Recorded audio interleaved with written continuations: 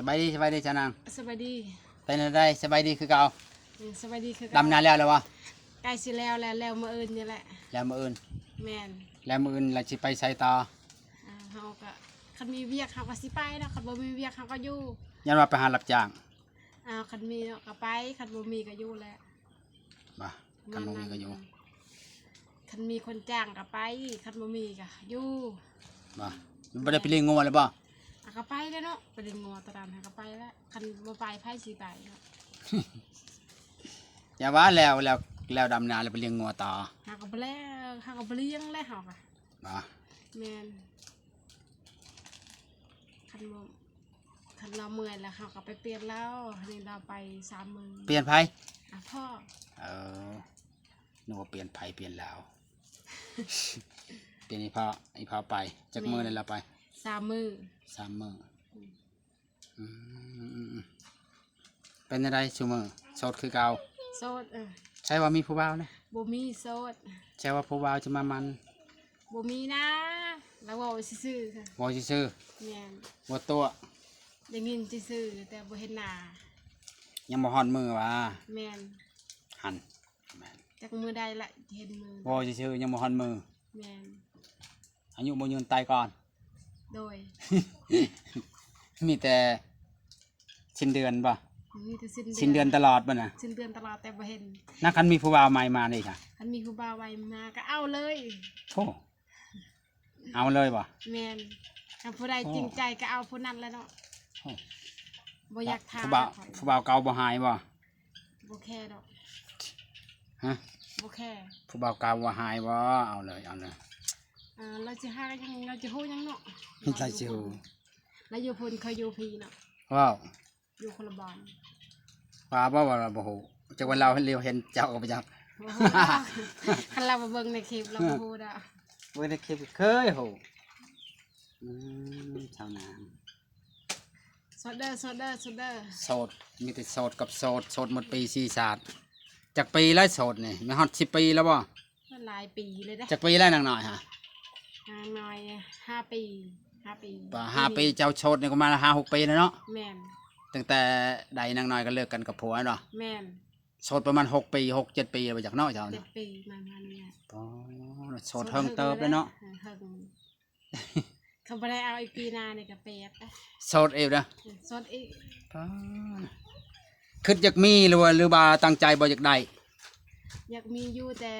ยันแต่คนบ่จริงใจหั่นนะอยากได้อยู่เนาะยันคนบ่จริงใจเนาะยันแต่เขาเว้าตัวว่าน่ะประมาณนี้แม่นบ่ถ้าคนมีจริงใจลิสิเอาบ่สิเอาแต่ยันเขาหั่นบ่มันคงเนาะมันก็มันเพื่อเอาไปแล้วมันก็มีบางคนก็ปะกันตอนนั้นก็บ่ฮู้เนาะยันเอาไปแล้วก็ยันเขาปะอีกติแม่นเขาปะเจ้าเลยเจ้าปะเขาแล้วบ่เขาไปเลยเนาะเขาบ่กลับมาซ้ำเขาเลยปะเฮาสิปะยังเขาอยู่ในหื้อมันจะไล่เขานี่บ่ได้ไล่เขานี่เขาเองแม่นเฮ็ดผลที่เขานี่เป็นได้เขาจังได๋เบิ่งเขายังมาแต่บ้านเขาเที่ยวมาแต่บ้านแม่นเที่ยวมาแต่เฮือนแม่นยันมีแนวดีอยู่เฮือนเขาฮะบ่จักมีของดีแล้วอยู่เฮือนเขาบ่ฮู้คือกันน่ะคันมีผู้มักผู้ฮักก็สิเอาชนว่าเอานี่จะให้เขาสู้หรือสิมือเฮือนเขามือเฮือนเขาจึงสบายบ่แม่นอยู่เฮือนเฮาแล้วมันทุกข์ยากอยู่เฮือนเขาก็สมมุติว่าเขาทุกข์ยากคือกันได้จ้ะทุกข์ยากก็อยู่นำกันนั่นเนาะกันสร้างยันว่าทุกข์แล้วบ่เอาไผสิบ่เอาเนาะเฮาบ่ได้ทุกข์ยากก็ย้ายทุกข์อยู่เฮือนเขาบ่แม่นเนาะอยู่เฮือนเฮาเป็นหลายคนเนาะหลายคนสมมุติว่าผู้บ่าวอยู่ไกลได้จ้ะผู้บ่าวอยู่ไกลก็มือเฮือนผู้บ่าวทางดีเลยเนาะสมมุติเขาอยู่ต่างประเทศเพิ่นเอาประเทศก็มือนำเขาไปนำเขาแต่แม่นไปนำเขาจังมันสบายบ่ไปนำเขาแม่นป้าสาวนางว่าอยู่ไสก็ไปนำพี่น้องอยู่ประเทศอเมริกาก็สิเมื่อนำเขาบ่แม่นเฮาก็สิเมื่อนำเขาเลยบ่อยากให้เขามาขอนำลังก็ได้เนาะจะบ่คิดฮอดพ่อแม่บ่เมื่อนำเขามีเงินเฮาก็โทรหาเนาะมีโทรศัพท์ทันสมัยนี้ทันสมัยแล้วว่าโทรหาคิดฮอดก็โทรหาบ่แม่นสิยากโ ว่าเป็นตาเขายังมาเอาแท้แบบนี้เอาในมือเฮือนเลย มาโลดมาโล เขา ด จะได้ได้เนาะแบบว่าผู้ชาวมือเฮือนเนี่ยเขาไปจะได้ได้เนาะ สู้ก็ได้คันอยังเมื่อเฮือนก็ได้เนาะ แล้วแต่ แล้วแต่ผู้ชาย แล้วแต่หมักบ่ แล้วแต่หมัก หมักสู้ก็เอาหมักมือเฮือนก็เอา แม่น เอาหมด โดย บ่เลือก บ่เลือก บ่ติทุกข์บ่ติยาก แม่น ทุกข์ยังเฮาก็ทุกข์อยู่แหละเนาะ เฮาก็เป็นคนทุกข์เฮาบ่ได้เป็นคนรวยเด้เฮาก็เอาคนทุกข์ก็ได้เอาคนรวยก็ได้ ทุกข์กะยาบ่นางสนามจริงใจบ่ แม่น แค่นั้นมาช่วยกันทำมาหากินเนาะ โดย อ่า วันนี้หันบ่เลือกเลือกทุกข์เลือก นำมาช่วยกันหาช่วยกันเฮ็ดเนาะ แม่น ถ้าติดเหล้าเมาชราก็สิเป็นไปบ่ได้เนาะ โดย อ้าวสมมติว่าเมื่อเฮือนเขาได้สาลูกสาวได้จ้ะนี่ ลูกสาวก็ ชื่อเมื่อนำบ่ลูกสาวจ้ะนี่ อยู่นำพ่อแม่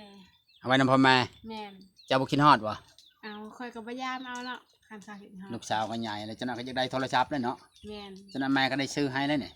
ขายงัวแล้วซื้อโทรศัพท์ให้นางน้อย แม่ จ้ะ น นะ แม่น นี่ เฮาก็ยังหาเงินเนาะบ่ งัวก็มีเนาะงัวเจ้าเองจักโต สาม 3โต แม่นลูกมันสามคนนับทั้งแม่บ่สิโต งัวแม่เดียวได้ลูก3โตนะ แม่น โอ้แพ้เรื่องงัวเจ้าเนาะ โดย งัวเนี่ยป่ะ นะ ขมดว่าผู้บ่าวในเจ้าชิมักอายุเท่าไหร่ อายุเท่าไหร่อายุประมาณ50ก็เอา 50ลงมาบ่ 50ลงมา คันเกินนั้นว่าเอาเนาะ เกินนำแล้วก็บ่เอา สิแก่โพดเนาะนะ อืม 50กะพอดีอยากคูจักอยากได้อยากสร้างเนาะ แม่นแม่น เขาเป็นผู้ใหญ่เนาะเขาจิเบิ่งเขาได้แม่นว่าสมมติว่าเด็กน้อยคู่มือก็คือว่าเนาะคือเฮาเห็นเนาะนาง โดย เอาไปก็น้อยนักสิเป็นคนดีเนาะเดี๋ยวก็เลิกอีกเดี๋ยวก็เป็นไม่ห่างอีก2ห่าง3ห่างอ่ะเด็กอ่ะ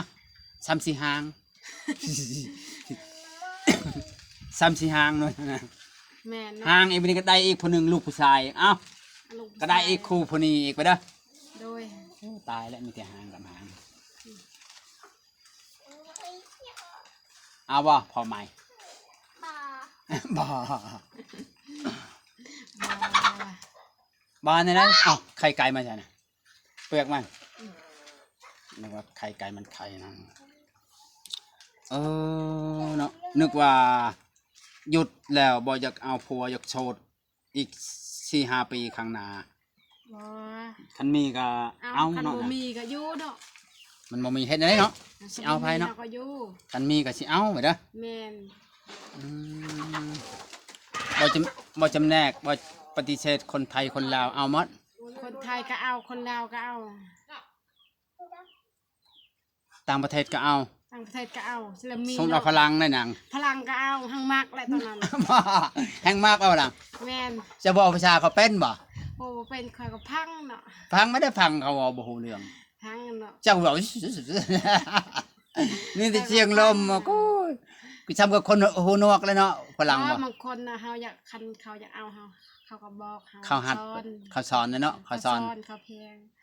เฮาเคยเว้าแล้วนำพลังเทื่อหนึงเขาสอนเฮา อยู่ใช่ ในโทรศัพท์เขาแหละ เบ้อเคยจีบผู้บ่าวพลังเลยทั้งหนึง แม่นแต่คอย แต่เฮิงบ่ได้แหละ คอยอารมณ์ในโทรศัพท์แต่พี่กายนี่พุ่นนะแต่ เขาบอกเว้าเฮาบ่ แม่น แล้วเจ้าจำได้จักคำ บ่แม่นนะบ่าแบบมันลึกเคยกันนะแบบคนอยู่เวียงเฮาไปตอนนั้นเด้ เขาสอนแบบใดน่ะ ว่าซ้ำนะให้แบบบ่แบบสบายดีนี่แหละ สบายดีเขาสบายดีแล้วว่าเบิ่งนาง คอยกันลืมป้า เอามาแต่ใจ ลำไยเลยผู้ใดสนใจมากินน้ำกั น่ะต้นเองวันนี้น่ะ ตอนอยู่บ้านคำแคน ไผมา บ่เกิด เครื่องมาทุกคนว่าน่ะ แม่นมาได้บ้านคำแคน ต้นนี้เฮือนนั่นบ่ แม่นอยู่ในเฮือนเฮา สุกแล้วไปเอา มา นะ เด้อมาเด้อ FC มากินหมักลำไยเด้อขนาดลำไยยังกินได้ในใจเจ้ามีคอยอยู่บ่อะโซดอะเสียบอ่ะมามาเป็นหวานใจให้แน่ หวานอยู่หย่อนจะโยนมันหน่อยใหญ่มันใหญ่ แซ่บ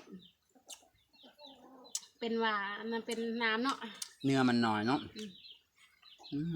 เดี๋ยวนี้ยังมันชุกบ่เนี่ยตอนเองยังเนาะ ยังหมักยังน้อย ในต้นคอยก็ดกแต่บ่ได้กินเนาะบ่แพ้คนเขาไม่ได้อยู่ มาเฮือนนะ เพื่อนก่อน